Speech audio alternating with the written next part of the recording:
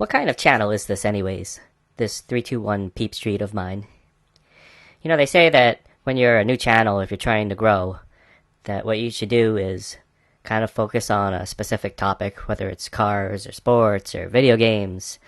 And so when people tune in, they have an idea of what you're going to be doing. And then the other thing is to make your videos at least 10 minutes long. I'm going to do another video at some point on that topic, but for today, I guess we can see why maybe my channel's not growing, is because I've just decided that I'm going to just do whatever or talk about whatever, and I'm just doing things that I enjoy, and the length of the video is going to be the length of the video. So, without further ado, this is the story about when I was in elementary school, and this fella showed up on the playground, and he wanted to play with the kids, and you can infer from that what you will. So this was back in the 80s. I'm dating myself. I'm a pretty old guy now. And, it was a different time back then. Kids used to get into fist fights. And I remember the teachers wouldn't really do too much. They typically just let the fight end, and then they would just kind of break up the crowds. That's just kind of how it was. And so I believe I was in the first or second, I think it was probably the second or third grade, actually, when this happened. And we would get let out for recess. And I remember being out in this field with most of my classmates. Yeah, obviously my memory's not airtight. It's been over 30 years. But we were out in the field, and we were playing some kind of improvised, like, soccer, maybe tag / kickball game. Just one of those things that kids would invent back then, and people would join in, and there were no real set rules, just kids running around having fun. And the way the field was set up was that it was a decent size. There was a small baseball field, and there was like a tree line along what would have been right to center field, and then center to left field was kind of a clearing. You could see small houses out in the back there, and there was like a little path you could walk through. And I remember the kids that used to walk to school, like some of them would just be walking right through that path. So I remember all of us kids being out there. You got a picture, maybe a bunch of 10-year-olds, just having fun, being goofy. The teachers are outside, but they would typically be standing out by the building and not really way out in the field where we were. We were quite a distance away from those teachers. Seeing at that age, it seems like, it was huge, right? But yeah, they were probably maybe 75 to 100 yards away, the teachers. So a good distance. And I remember seeing this man come walking through the path and directly into the field. And that path, aside from the kids that would walk to and from school, there was no reason for someone to really come walking through there.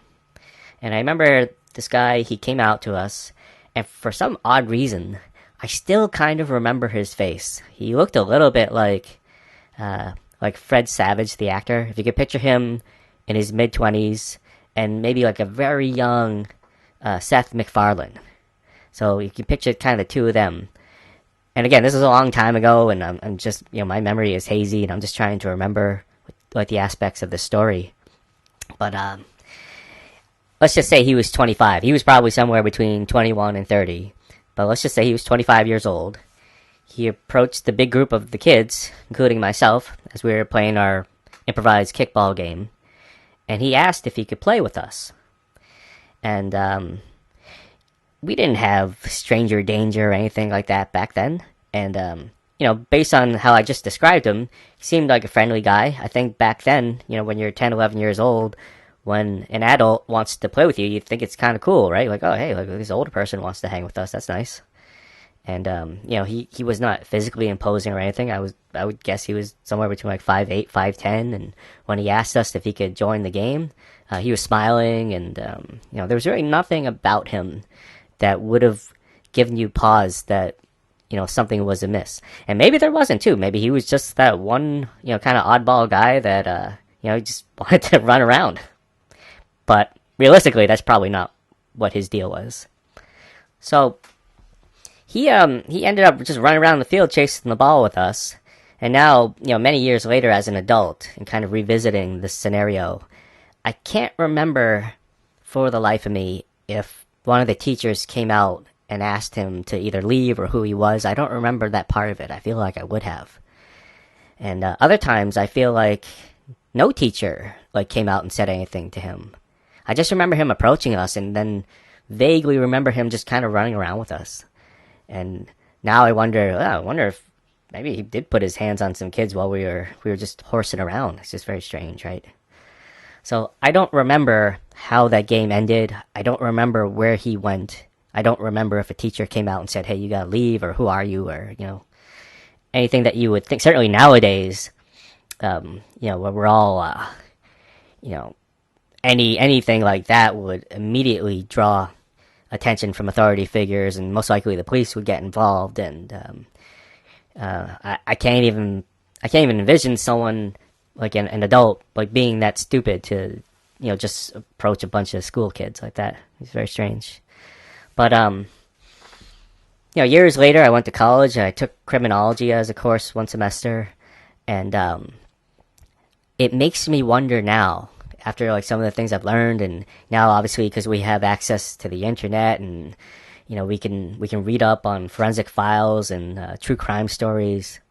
It makes me wonder, was that the beginning steps of someone who was about to head down a very dark path?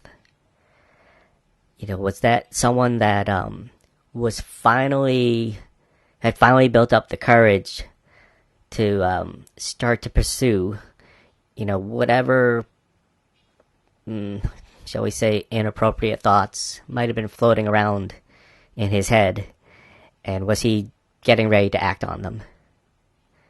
And it's weird. It's weird that for whatever reason that memory has stuck with me all these years. And like I said, like nothing happened, and I can't even remember like how he ended up leaving. I wish I did. Again, just trying to fill in the blanks. I feel like maybe a teacher did walk out there, and at the very least, maybe ask, "Oh, are you like the older brother, or maybe even the father of like one of the kids out here?"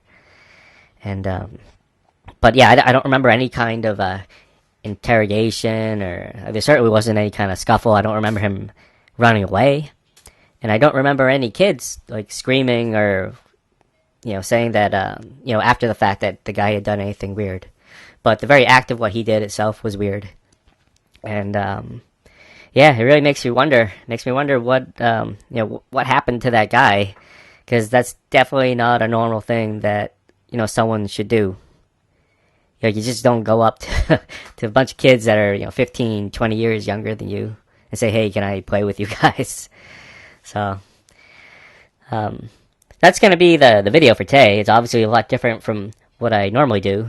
I usually like to inject some humor into my videos, and they're usually kind of short, and I'm still going to be running it over some duck footage.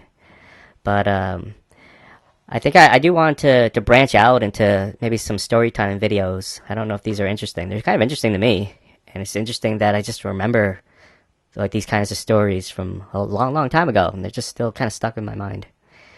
And also, I don't really have to worry about YouTube saying that I was targeting kids. I mean, I think that guy in my memory was targeting kids, but I don't think this video is. So we're gonna end it here, and probably more stories to come in the future.